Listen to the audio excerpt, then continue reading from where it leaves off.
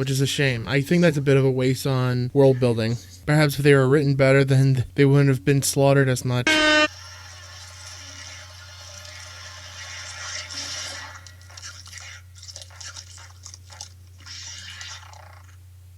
Wow.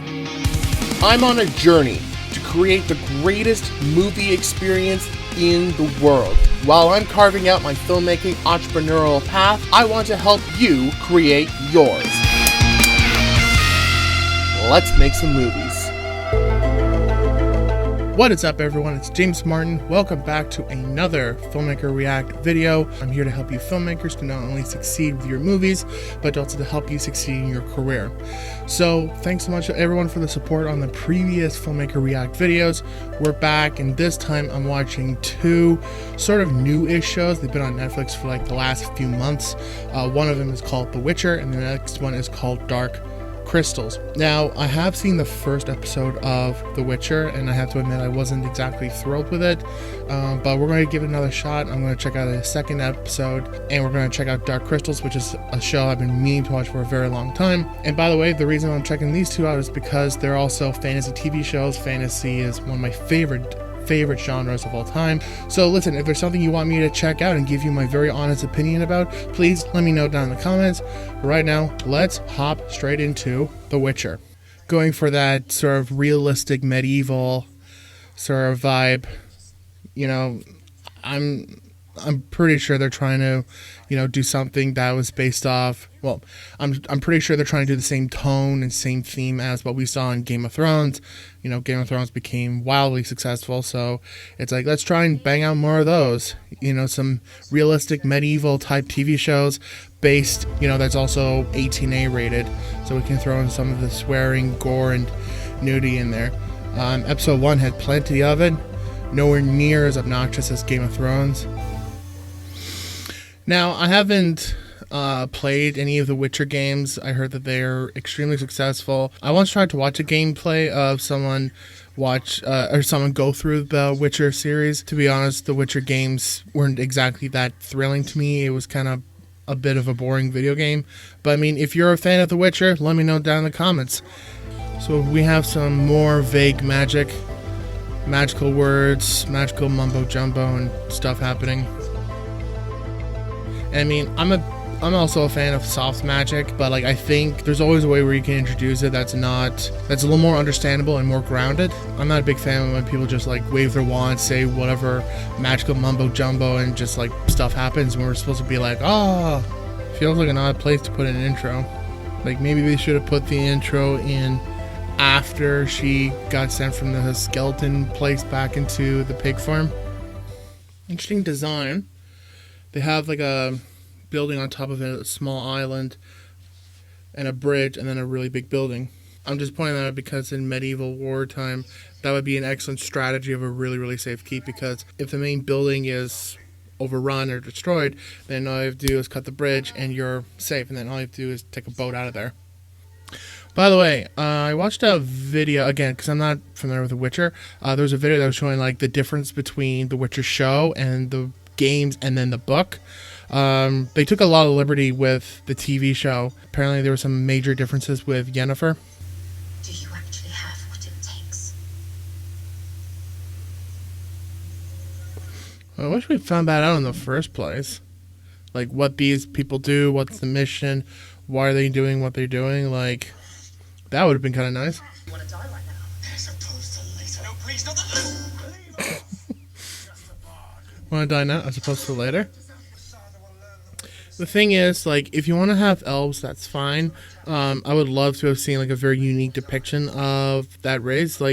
Obviously you don't have to copy off the Lord of the Rings. That's totally fine, and I get it. But what makes the elves different from humans, for instance?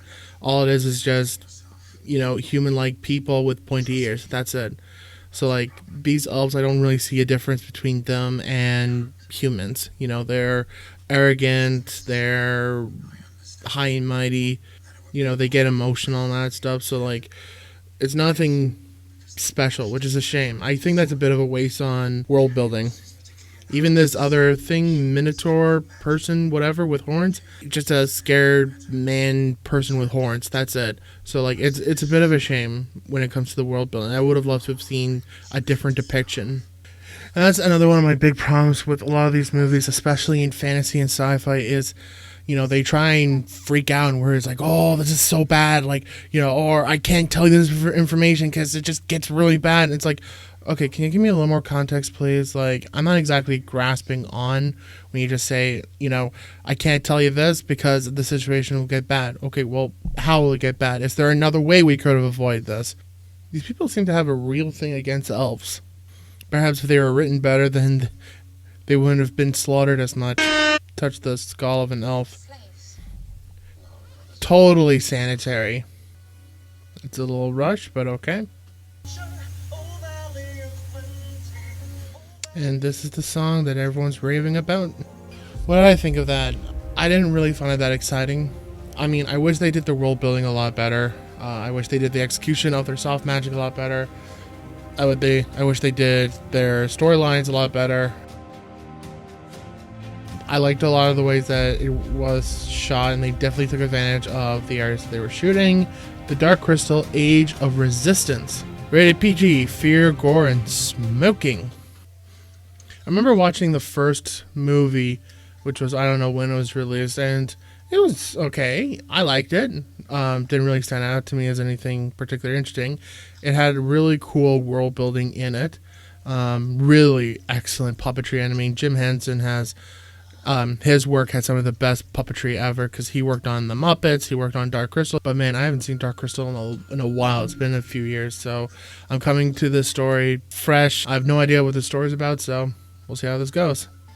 Cool, very cool. I like the way it's shot. I like immediately within the first few minutes, we have a nice tone.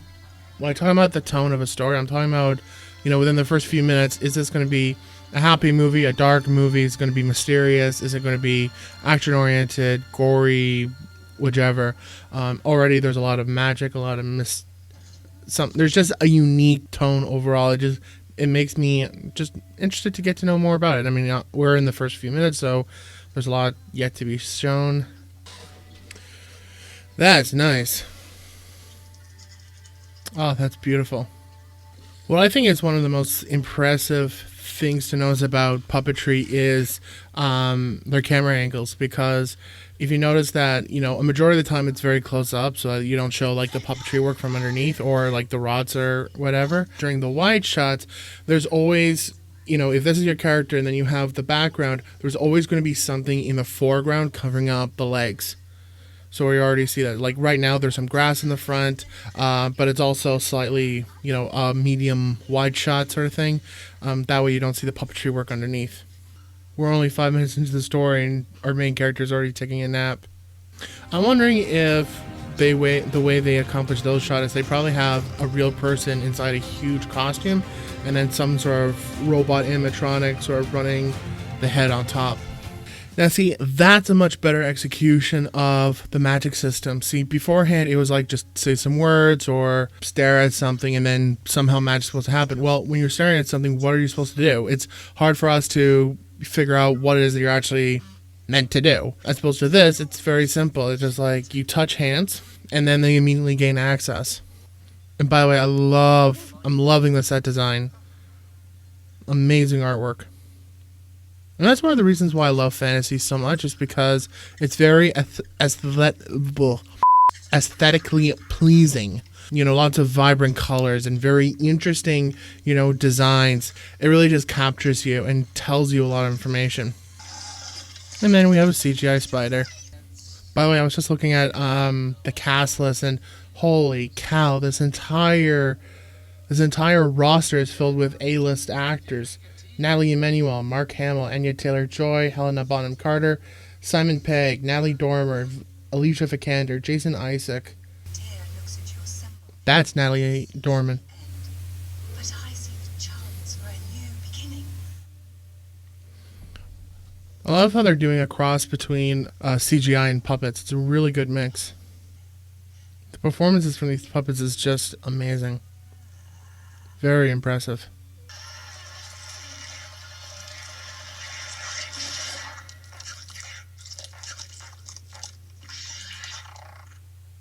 Wow. Well, how's that for an ending? Alright, well, I definitely love that far more than The Witcher. It was very good at clarifying the world building. It had a very nice tone, very great aesthetics, amazing voice acting. Yeah, I don't have much to say. I mean, I think the CGI could use a little more work. It's not necessarily like the cleanest and the smoothest that I've ever seen. However, I did like how they did a cross between the actual puppets and the CGI. I think that was a really good decision because it allowed you to do a lot more stuff than just being restrained to just a puppet. Great performances considering how they're from a puppet. I highly recommend Dark Crystal Age of Resistance. That's it, guys. I hope you enjoyed this video, and if you did, please smash the like button and please subscribe because I've got videos coming out every single week. And if there's any TV shows, movies, or anime that you want me to go check out, please leave it down in the comments and I'll share my honest opinion. But right now, enjoy the rest of your weekend, and I will see you next time.